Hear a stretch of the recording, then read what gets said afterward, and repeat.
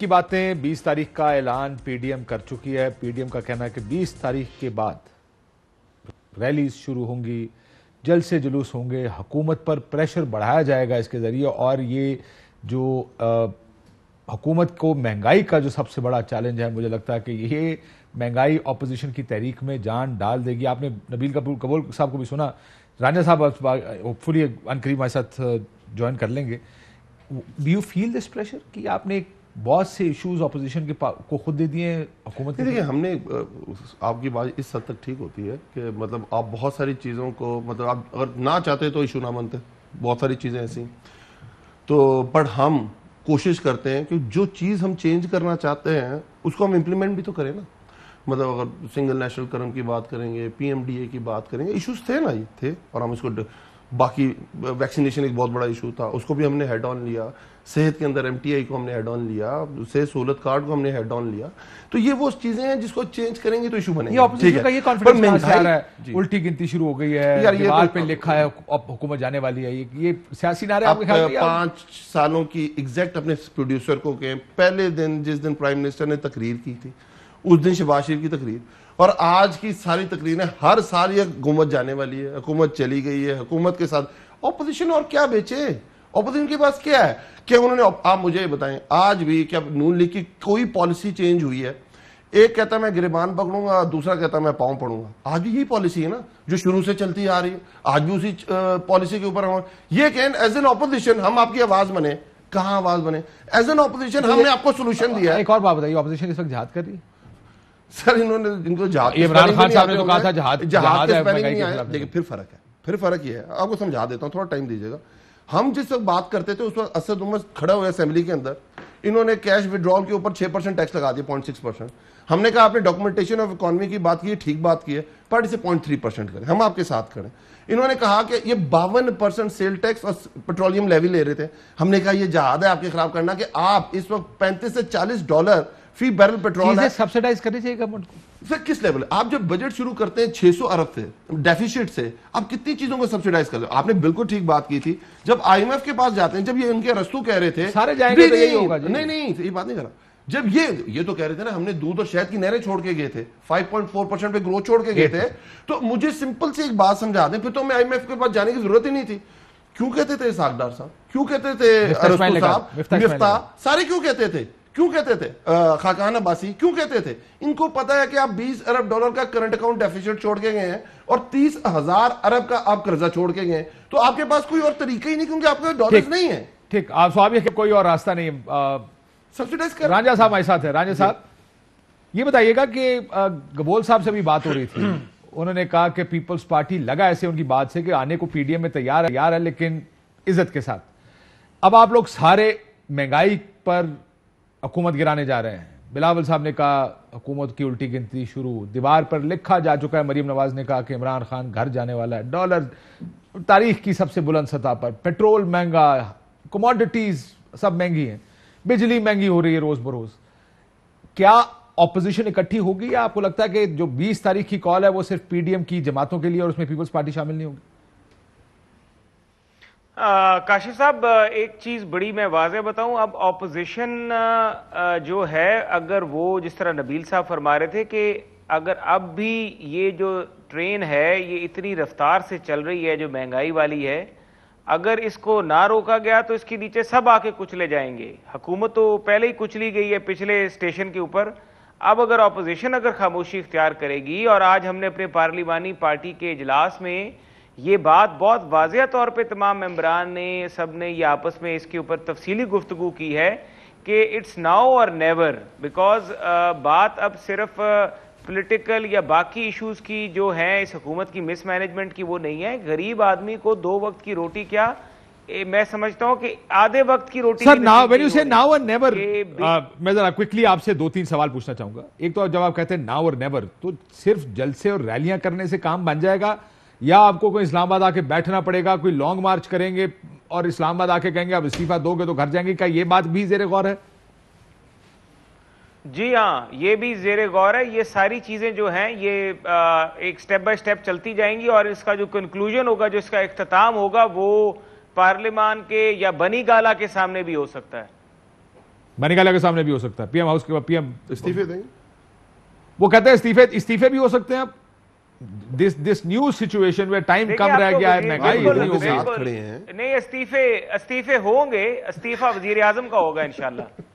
छोटा इस्तीफा अब नहीं लेंगे, लेकिन ऑपोजिशन का इस्तीफा वो यही बात पे तो मैं एतराज करता हूँ पूरी तहरीक इनकी। काशिफ, यही बात पे तो मैं एतराज करता हूँ पीएमएल नून के। कौन सी? हम कहते हैं आप कल इस्तीफा दें, हम आपके साथ हैं। आप हमें इनवाइट करें नहीं, हम आपके साथ हैं, आप इस्तीफा दे दें, हम पीडीएम के साथ हैं।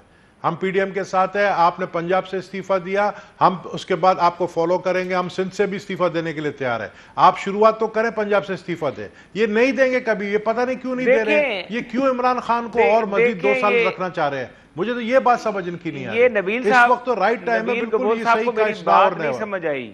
जी समझ किसी को भी नहीं आई। राजा साहब आपको समझ नहीं है नबील साहब, मैं आपका इस्तीफा नहीं मांग रहा, मुझे तो पता है। मैं तो पहले दिन से कहता था आपसे इस्तीफा मांगो ही ना, आपने देना ही नहीं है। मैं तो पार्टी में उन लोगों में था जो ये बात करते थे। नहीं तो लेकिन मैं आपसे कह रहा हूं कि जो इस्तीफा आप मांग रहे हैं, ना। वजीर आजम के इस्तीफे की बात कर रहे हैं। मैं वजीर आजम के इस्तीफे की बात हम आपके इस्तीफे की बात कर रहे हैं। आप अपने इस्तीफे को पहले आप लोग से इस्तीफा मांग रहे हैं। चलो तरीक, हम लोग पहले आपसे इस्तीफा मांग रहे हैं। Let them sort it out among themselves। आप नबील राजा साहब वो ये कह रहे हैं, लग रहा कि आप ये बात करके काशिफ, हम ये पहले बात इनसे करके इस्तीफा आप मांग मेरा रहे हैं। भला कर रहे हैं कि तहरीक इंसाफ का भला कर रहे हैं। मुझे तो आपकी ये समझ नहीं नहीं आ रही यार, कि आप मैं ये बात समझ रहा हूं करके अगर तहरीक इंसाफ पंजाब का भला कर रहे असेंबली हैं कि के मेरा भला कर रहे हैं। 130 सीटों से आप इस्तीफा देंगे, अगर कौमी असेंबली के 80 सीटों से इस्तीफा देंगे तो ये हुकूमत वैसे ही गिर जाएगी भाई। आपको इतना तहरीक, इतना जुलूस, इतना जलसे करने की जरूरत ही नहीं पड़ेगी। ये हमारा यकीन है, ये हमें पता है कि हम सक्सीड करेंगे अगर आप इस्तीफा देंगे तो। आप बिलावल साहब को राजी कर लें तो इस्तीफा दे देंगे, पहले वो उनको तो राजी करें। मैं अपनी तरफ से कह रहा हूं, आप मीटिंग बुला लें और आप इस्तीफे लिखें और स्पीकर को भेजें, हमारा इस्तीफा आपके साथ जाएगा। आप लोग करें तो सही, आप लोग नहीं करोगे तो फिर हम देखें ना। हम पहले दिन से एक ही बात है, हमने तो आप लोगों के लिए पंजाब हुकूमत बनाकर आपको दे रहे थे। हमने उस्मान बोजदार की हुकूमत गिराने की होमवर्क तैयार करके आपको दिया, आप लोग निकल गए पतली गली से। हम तो सब कुछ आपको करके हमने देखे। जरदारी साहब ने क्यों कहा कि ये अपने वजन से खुद गिरेंगे? अब तो वजन इतना ज्यादा हो गया कि ये मेरे ख्याल में राजा साहब को मैं नहीं भी गिरे तो वैसे ही पब्लिक उठाएगी। राजा साहब वैसे मैं एक सवाल इसमें ऐड कर दूं, अगर इजाजत दें आपको। मैं इसमें सवाल ऐड कर दूं। जो नबील कबूल साहब कह रहे हैं, वैसे हाइपोथेटिकली अगर पॉलिटिकल बात करें, एक तो आप ये रैलीज करेंगे, जाहिर है उससे प्रेशर तो बनता है, गालम गलोच जरूर होगी, बांटनी पड़ेंगी, टीवी प्रोग्राम्स होंगे। लेकिन जो बात, क्या इस वक्त इन हालात में, इस महंगाई के साथ, क्या इस्तीफा इस वक्त ज्यादा इफेक्टिव नहीं है? क्योंकि जब आप बात कर रहे थे उस वक्त शायद इतना इफेक्टिव ना होता, लेकिन अब क्या आपको लगता है, पॉलिटिकल आपसे आपका व्यू जानना चाह रहा हूं, कि अब का दिया हुआ इस्तीफा क्या ज्यादा इफेक्टिव होगा उसके मुकाबले में जब आप पहले करते, या अभी भी इफेक्टिव नहीं होगा? लोगों के पास जा रहे हैं, रैली इनको बुला रहे हैं, हम आपके लिए इस्तीफा दे के आए हैं। मसला नहीं है, कितनी बड़ी बात है ना। मसला नहीं है। मैं कह रहा हूं अगर आप अवाम को के आगे सुरखरू हो जाएं, अवाम देखें, ये अवाम का मुतालबा आ रहा है। अब अवाम जगह जगह पे भी, मोटरवे पे मुझे लोगों ने रोक लिया था और वो कह रहे थे कि जनाब आप इसको घर भेजे। मोटरवे 120 की स्पीड पे आपको किसने रोक लिया भाई? सड़कों पे क्यों नहीं निकल रहे? अच्छा मुझे बताएं, मोटरवे पे जो फ्यूल स्टेशन है ना, फ्यूल स्टेशन सर्विस एरिया, मुझे बताएं कि वहां पे मैं रुका तो उन्होंने रोक लिया। ठीक, मुझे ये बताएं, ये बात आपकी ठीक है, आपके आने से पहले यही गुफ्तगू हो रही थी कि इस वक्त प्रेशर बहुत ज्यादा बढ़ गया पीटीआई की गवर्नमेंट पर, और महंगाई का प्रेशर से ज्यादा बड़ा प्रेशर कोई नहीं हो सकता। कि जितनी महंगाई इस वक्त हो गई, आम आदमी को वाकई ये पिंच फील, बहुत ज्यादा पिंच फील हो रहा है महंगाई का। लेकिन मैं ये पूछना चाह रहा हूं, अब स्ट्रैटेजी देखें, changing times call for changing strategies and different strategies. आपको लगता है दिस इज इनफ कि जलसे जो फैसलाबाद में हुआ, कोई डीजी खान में होगा, कोई कराची में बिलावल साहब ने कर दिया, कि जलसे जुलूस करते रहेंगे, that should be enough in your view? क्या आपको लगता है ये काफी है? सर देखें, जलसे जुलूस, काशिफ साहब, जलसे जुलूस जो है वो तो एक मोमेंटम बनाने के लिए होते हैं, और हमें ये जरूर पता है कि ये जलसे जुलूस जो है इस वक्त इस हुकूमत की जो हालात है और अवाम के हालात हैं, ये जलसे जुलूस बिल्कुल इनको ले डूबेंगे। लेकिन मैं अपनी ये समझता हूं कि हमें इसको, पहले दिन जो हमने बात की थी, हमें अफसोस है कि वजीर आजम जो है उनको उस वक्त अगर पार्लियामेंट में वो मिसाके मईशत वाली जो हमने बात की थी, इनकी इकोनॉमी को फिक्स करने की जो बात की थी, देखिए अभी तक इनका रिव्यू जो है आईएमएफ के साथ वो नहीं हो सका, इनको पैसे नहीं मिल रहे। खुदकुशी करने वाली बातें, चले वो सियासत है, तकरीरें हैं, स्टेज पे बात, बिलों को आग लगाने वाली बात, वजीर आजम चोर होता है, तेल महंगा होता है, चले हम समझते हैं कि वो 100 मईशत के जो माहिरीन थे जो इन्होंने लाने थे वो ना आ सके, मुल्क का बेड़ा गर्क हो गया। लेकिन अब इस वक्त और इससे ज्यादा पाकिस्तान जो है, पाकिस्तान की आवाम को जो हम नहीं समझते कि ये जायज होगा कि उनको इस हुकूमत के रहमो करम पे छोड़ा जाए। ठीक हो गया। इस लेकिन मुझे एक बात बताएं, मैं काशिफ भाई आपको एक बात बता रहा हूं, मेरे हलके में कल मेरे पास बाजार के काफी लोग आए हुए थे और उन्होंने, अभी हमारी जमात ने या पीडीएम ने ऐलान नहीं किया, ये परसों की बात है, वो मुझसे यहाँ के कमिटमेंट लेकर गए कि हमने एहतजाज की कॉल देनी है और आपने हमारी एहतजाज की कॉल में अगर ना आए तो आपसे हम नाराज हो जाएंगे। बिल्कुल ठीक सोच, आप कह रहे हैं तो अब आवाम में अब कोई ऑप्शन नहीं रहेगा। पीपल्स पार्टी की वापसी का कोई रास्ता आपकी पार्टी में डिस्कस हो रहा है पीडीएम में या नहीं? देखिए, मैं तो हमेशा से इस बात का, मेरी ये राय रही है कि पीपल्स पार्टी के साथ अब ये जो भी फाइनल फैसला वो क़यादत का, और क़यादत का फैसला जो है हमारे सर आंखों पे है, लेकिन मेरी राय रही है कि पीपल्स पार्टी को जरूर देखना चाहिए, अगर मामलात नहीं पिछले सेटल हो सके तो आगे बेहतरी का सोच के अगर साथ मिलते हैं, क्योंकि मंजिल एक है और मकसद एक है, तो पीपल्स पार्टी के साथ बात होनी चाहिए। और शहबाज शरीफ साहब असेंबली की हद तक, कानून साजी की हद तक, वहां पे एहतजाज की हद तक पीपल्स पार्टी को और बाकी जमातों को साथ लेके चलते हैं। पीडीएम वाला जो मामला है उसको भी इंशाल्लाह ताला हमें उम्मीद है कि जल्द उसमें बेहतरी आएगी। नवाज शरीफ साहब, अगर आपको ऑफर हुई वापस आने की पीडीएम में, जाती है पीपल्स पार्टी के? आपको लगता है कि अलग ही पॉलिटिक्स करेंगे अपनी ऑपोजिशन?